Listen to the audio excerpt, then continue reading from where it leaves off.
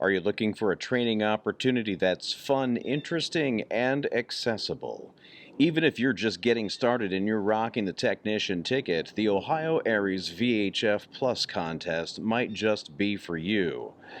We'll take a look at this annual event and help you to see how you can get ready and how it will relate to your training for emergency operations.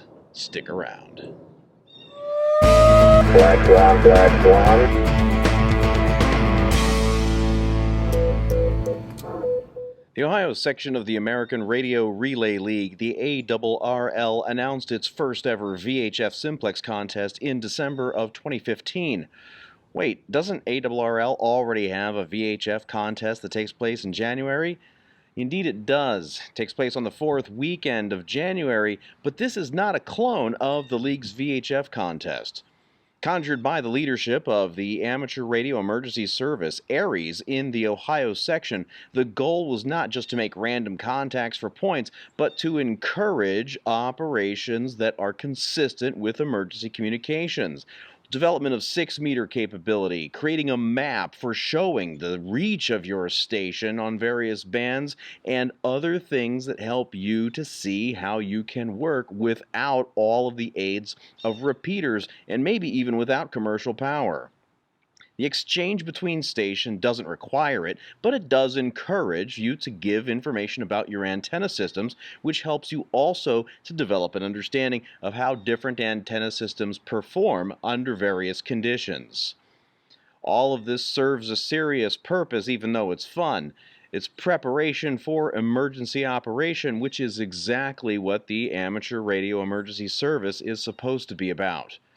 The Ohio ARES VHF Plus contest takes place every year in the Ohio section on the second Saturday of January, well away from both New Year's Day and the league's big contest. An advantage of working with VHF and UHF is that you don't need a lot of big fancy gear. You don't need a lot of power. You don't need a giant antenna, and you don't even need a big fancy radio. In fact, with just a little bit of planning, you might find that you're able to do a lot more with that simple handy-talkie than you ever thought possible. Remember that VHF and UHF are generally going to use line-of-sight propagation. That means that you want to get up high and you want to have an antenna that's got some gain. But how can you get high up? If your normal operating position isn't on top of a hill, how about getting a topographic map and just finding where the hilltops are? Especially if you can find a nice hilltop at a park, you've got a great opportunity to find an interesting operating location that's high up, gives you a view of a lot of space where your signal can propagate and where you will be able to hear signals from below. Of course, you also can make use of a mast or even just throwing an antenna up in a tree. Anything that gets it up in the air is going to be helpful. This does bring us, of course, to the question of your antenna. You know, the plain old rubber duck that you get on these HTs isn't going to do you a lot of good. It's not much of an exaggeration to say that they're dummy loads.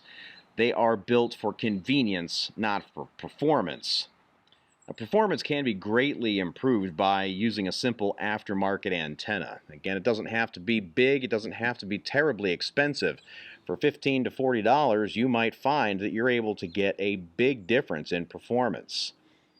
There are some other options, of course. If you spend a little bit more money, you can get a kit from an outfit like Arrow or Elk that you can assemble in the field and make a Yagi-Uda style antenna. The pattern on these is directional, which means that you can get much higher gain when you're pointed in the right direction. That, of course, comes at the cost of losses that are on the sides, but with these portable units, that's not a problem. You can even hold them in your hand and just orient them in whatever direction you would like. Very, very easy. I've successfully used these with a handy-talkie to work low Earth orbit satellites hundreds of miles above the surface of the Earth.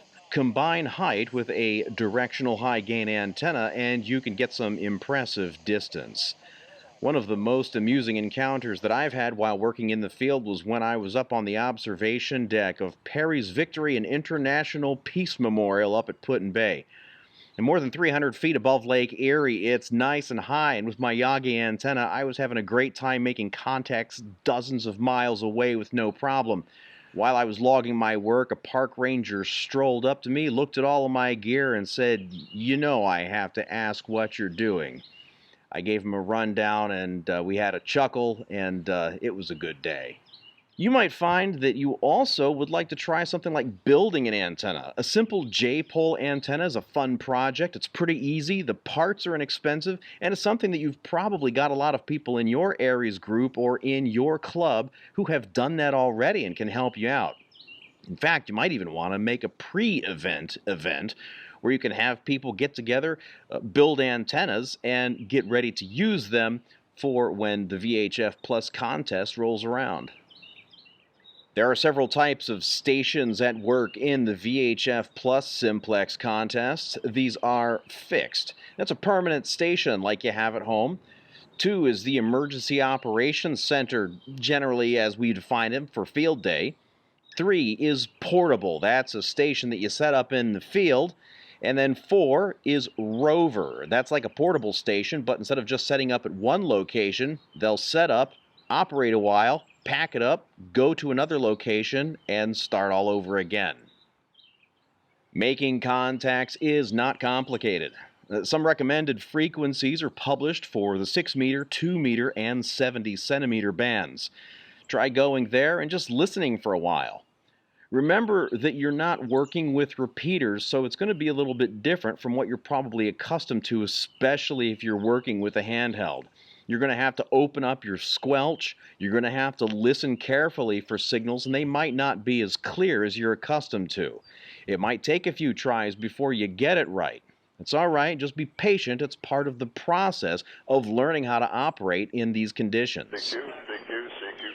If you hear somebody calling CQ VHF Plus contest or something similar, that means they're looking for a station to help them out. They're looking for a contact. They're looking for you. All you got to do is answer with your call sign, and then the exchange begins. While the event is styled as a contest and it gives points for various feats, you do not need to be an experienced contester to get a lot out of the VHF Plus Simplex contest. Remember, the goal is to help you to develop operating experience in conditions like you would need to use in an emergency, for example, after some kind of a disaster. Repeaters might not be working in those conditions, probably won't be. You might not even have electricity. Check the event website at ohsimplex.org for details. It's a great site. They put a lot of work into it, and there's a lot of really helpful stuff there. Be sure to read the rules from beginning to end, and then you'll want to make a couple of decisions. 1. Are you going to operate solo, or are you going to work as a group? If it's your first event, you're probably going to want to work with a group.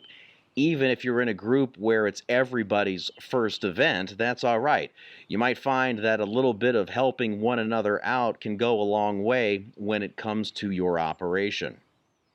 Number 2, where are you going to operate? While home might be very comfortable, if you're in a valley and there's nobody around for miles, you're not going to make a lot of contacts. So you might want to consider a site that's going to be good for getting your main objectives achieved. And you want to make sure that you're operating in a safe location. What equipment will you use? Do you have a VHF radio in the car? Do you have just an HT? Do you have a Go kit that you can set up? Any of these things will work. And it's just a matter of your creativity and how you're going to exercise them. When will you operate? The contest runs for 6 hours starting at 10 o'clock in the morning, but that doesn't mean that you personally need to be operating the radio for the entire time. You might decide that you're going to work only part of it, or you might work with a team where you each take turns, and maybe you were working for an hour at a time while the other is there supporting you and that sort of thing. Whatever you do, you can plan it out, and then you'll understand better how to operate, and it won't seem like such a chore. Now, after you've made some of these decisions, be sure to take a look at the rules again in detail. Make sure that you correctly understand the operating classes and that you've chosen the right one so that you are ready to submit your score when the time comes. Even if you didn't get a lot of points, it's important for you to make sure that you turn those in because you want to help others to understand that you are out there and you want to be operating not just for your own sake, but also to help others who are operating. And that's what it takes to operate in this event. It can be a bit of a challenge, but it is fun, it's accessible, it's easy to get started. Just a little bit of forethought will go a long way. Most important of all, it will give you operating experience that can help you to be a more valuable volunteer for communication emergencies. Of course, after you're finished, you'll want to use that experience to apply to your future operations. Be sure to keep that score sheet so that when you're working the event next year, you'll be able to see how your operation compares year over year. While it's a contest, you might not be going for first place against other stations, but you should be able to track your own progress and see how you're doing. Keeping score is a good way to do it. I have a bunch of links in the description below. Please take a look at them. Encourage others to participate in the events. Make sure that you register your planned operation on the ohsimplex.org website. If you've got other ideas for operations, share them. Put them in the comments. If you've got some experiences that you want to talk about from previous years, let us know about that as well. I look forward to hearing you on the air for the Ohio VHF Simplex Day. This is Radio KD8TTE, out.